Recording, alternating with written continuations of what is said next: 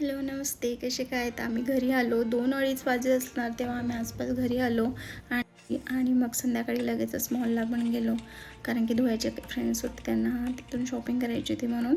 आणि जेवण वगैरे आम्ही तिकडून बाहेरूनच करून आलो होतो.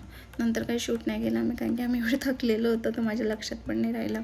मला काही गोष्टी आता म्हणजे शूट करत राहणं ह्या गोष्टी थोड्याशा लक्षात ठेवणं चालू करायचं आहे, कारण की मला आठवण नाही राहत की अरे हां, आपण कुठे गेलो आहे आणि आपल्याला ते शूट करायचं. मी लिटरली विसरून जाते की आपण इथं गेलो होतो आणि आपण तिथं शूट करायला पाहिजे होतं, हे मला नंतर आठवण येते. असो, तर मग ते आमचे फ्रेंड्स अर्ली मॉर्निंगच धुळ्यासाठी निघालेत आणि मग मी नंतर झोपून गेली आणि उठली, फ्रेश वगैरे झाली, अंघोळ वगैरे केली, नाश्ता वगैरे पण केला.